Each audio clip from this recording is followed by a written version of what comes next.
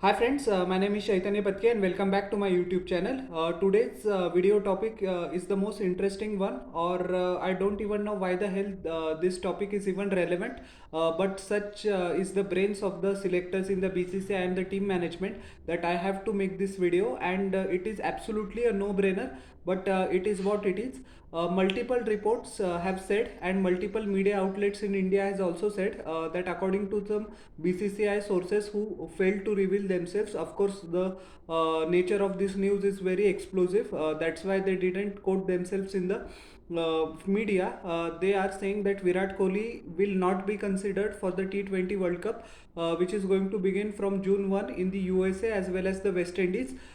Selectors actually tried, the chief selector Mr. Ajit Agarkar is trying to convince Virat to not put his name forward for selection in the T20 format, not only in this World Cup but henceforth. They are actually looking at Yashasvi Jaiswal because Jaiswal has been providing terrific starts in the absence of Virat Kohli, and Jaiswal and Rohit Sharma will also provide the right hand left hand combination as far as opening is concerned, or Jaiswal will be slotted in at number 3. The core issue is that the Indian T20 side does not want Virat Kohli, according to the so-called expert, because his style of play is pretty outdated for a format, and many people actually still think that the role of an anchor in T20 is pretty much irrelevant because they think that there are only 120 balls. We need to go slam bang right from the onset until the last one, irrespective of the fact that this ideology or this thought process won't work most of the time. And the reason for Xing Virat Kohli for the T20 World Cup is absolutely ridiculous. They are saying that see what bereft of logic the statement is of the BCCI. Sometimes BCCI makes good decisions, sometimes they take the most horrendous decisions, and we ourselves are responsible for our downfall because due to our pathetic team selection. And this, unfortunately, if Virat isn't selected, is going to be one of the most shameful incidents in the history of the BCCI. I can only think in 2005 or 2006, the controversy which erupted between Greg Chappell and Saurav Ganguly, and in 2021, I beg your pardon, the controversy over Virat Kohli's captaincy and the fight of the then BCCI president Mr. Saurav Ganguly. So this does not make any sense, and I will tell you why. The reason the sources in the BCCI are saying that the team management has decided to move from Virat Kohli is that his strike rate is not suitable. I don't understand why not suitable, and not suitable is in the double inverted commas because I don't think why do you need to chastise or publicly ostracize Virat Kohli at every juncture. Uh, his strike rate in the T20 format is excellent. It is, I think so, 135 or 136 thereabout. His record speaks for itself. He is the only man in the history of T20 international to score more than 4,000 runs, despite the fact of despite the fact of missing so many of the games, either due to some break or due to some injury or personal reasons. So it doesn't make any sense for the BCCI or the team management under the leadership of Rahul Dravid, Rohit Sharma, as well as the chief selector Virat Kohli, not to consider him for the T20 World Cup. Many idiots are also saying that Virat Kohli needs to have an exceptional IPL for the selectors to change their mind, but I think that is ridiculous. A player of the caliber of Virat Kohli does not need to prove anything to anyone, or nor does he need any validation for its achievements. What if Virat Kohli scores 600 runs, or what if Virat Kohli just score 300 runs? He is a vital cog in the field, in the wheel of the Indian team, and he proved that in 2022 with his historic knock against Pakistan on the mini Diwali on 23rd October 2022. I think that's precisely the date. What happens, and the reason I'm saying that it doesn't make sense, that they are saying the pitches in the Caribbean will be low and slow turners, that won't be whatever say Virat Kohli won't be able to hit big shots.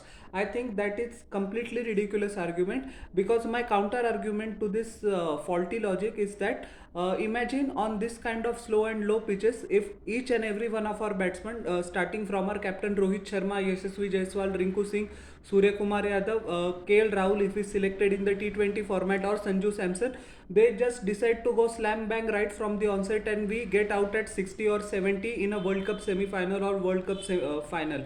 What an absolute shambolic embarrassment that will be for the Indian public, you can imagine. Virat Kohli, if is there, he can easily switch gears. As we know that he missed the first T20 international against Afghanistan due to personal reason, but he played in the second as well as the third T20, and he scored a memorable 29 runs because selectors had actually conveyed to him that he needs to change his style of playing. And Virat, despite the fact of being 35 years old, at this stage of the career, he adapted very nicely. Unfortunately, he couldn't get going in both of the innings, but anyways, that's besides the point. Many people would remember the innings that he played against New Zealand, I think 3 or 4 years ago at the Wankhede Stadium, or a cameo which he played against New Zealand in the same series at the at the Arun Jaitley Stadium. I beg your pardon, in Delhi. That shows that Virat has the ability to hit 50 in T20 internationals playing for India, even in 17 or 18 deliveries. He has the gas. Who could forget the way he actually took down Kesrick Williams in Hyderabad just before the onset of the COVID pandemic in late 2019 or 2020? I am talking about that T20 international also looked a lost cause, but Virat Kohli actually rescued us from the depths of defeat many times. So these are the three examples I can give you. And he don't forget that many people think that T20 is Virat Kohli's most weakest format, but he was the player of the tournament in 2014. Unfortunately, Yuvraj Singh had a nightmare of a game against Sri Lanka. He played brilliantly well in the final as well. He was the player of the tournament in 2014, where India finished runner-up. He was the best batsman in the world in 2016 in the T20 form. He was also the player of the tournament. We don't have to forget that he scored 53 times, and he was scored that famous 70 or 80 against Pakistan in Melbourne in 2022. He also hit a half century against England in the semi-final. He performed extremely well in the league stages. He was India's highest run scorer in the T20 World Cup in 2022 as well. I think he should have been given the player of the tournament, but due to Sam Curran's exploits in the final, he actually got the man of the match as well as the player of the tournament. That is not our argument. I am saying that Virat Kohli has been the best T20 batsman India has ever produced in terms of stats. Now, in terms of perception, it seems that Rohit Sharma hits big sixes. He is the captain of the team, and his place is completely secure, no doubt about it. No hate to Rohit Sharma, but why every time Virat Kohli needs to prove himself to the selectors? That is beyond me, and it is not good. We need an anchor at this stage in the on the pitches in the Caribbean, for example in Trinidad or Tobago or Guyana, or in the semi-final or the final match where the ball holds on to the pitch. Anchor is very necessary for us to stabilize the innings, and Virat Kohli can play the role of a anchor, and other batsmen can go slam bang right from the onset. That is a perfect formula, I would say. Or as I said few moments ago, that Virat himself has beginning to change his T20 game according to the conditions. If there is a flat pitch, or if he feels very confident on the day, he can also go slam bang right from the onset, and India can score 220. But what happens in a World Cup semi-final or a World Cup final, or in the marquee game against Pakistan, which is going to take place in New York, that India is 20 for 3 in the first 4 over itself, and we find Virat Kohli at that stage. So Virat is the only hope for Team India that we can have a respectable total.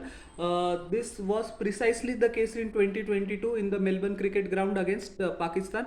Although Hardik Pandya played a good innings, the people who actually were hell-bent of removing Virat Kohli from the T20 format, their mouths got permanently shut due to the magnificent knock he played at the MCG, and gave us our most famous T20 win after the 2007 World Cup final. So anchor is needed, and Virat Kohli is the only option that can perfectly execute it. So the BCCI selectors need to get some sense. They need to get their heads in order. They don't need to put a gun to the Virat Kohli's head every time that you don't perform, your place is in danger. So why not remove Rohit Sharma then, right? They can give captaincy to Surya Kumar Yadav, or for example Jasprit Bumrah for that matter. Why is it that only Virat has to prove his credentials in the T20 format representing India time and again, just due to the perception that he doesn't play big sixes? Or is it due to some personal vendetta which goes actually far beyond what any of you and me can comprehend, or can imagine? The personal that is the hateful PR campaign that Virat Kohli is being targeted since 2021. I think it is pretty vicious, and it is testament to his courage. It is testament to his mental state that he has been able to put aside all this fucking nonsense and yeah, play 100%, more than 100% that he gives for India every time. If you don't believe me, go to Google and check Virat Kohli's T20 international record. It is lot better than Rohit Sharma or Babar Azam or David Warner or Chris Gayle, if you take into that account. So I think this debate needs to be stopped. Sources are saying that Ajit Agarkar has been given the enviable task by BCCI Secretary Jay Shah to convince Virat Kohli to relinquish his place in the side. And actually, Virat, I think, shouldn't budge because Rohit Sharma and Rahul Dravid have refused to entertain this topic altogether. I think so. They don't have the guts to confront Virat on this topic. And why would they have the guts? Because if a batsman of such exemplary caliber and exemplary record is not being selected, then who is safe in the Indian team? So the politics of the BCCI is beyond comprehension, and I think so. The common sense should prevail, and Virat Kohli should be selected for the T20 World Cup. So how did you like my analysis of this topic? Please tell in the comment section below, and don't forget to like, share, and subscribe to my channel, and press the bell icon for further notifications. We'll meet in the next video. Till then, everyone, bye.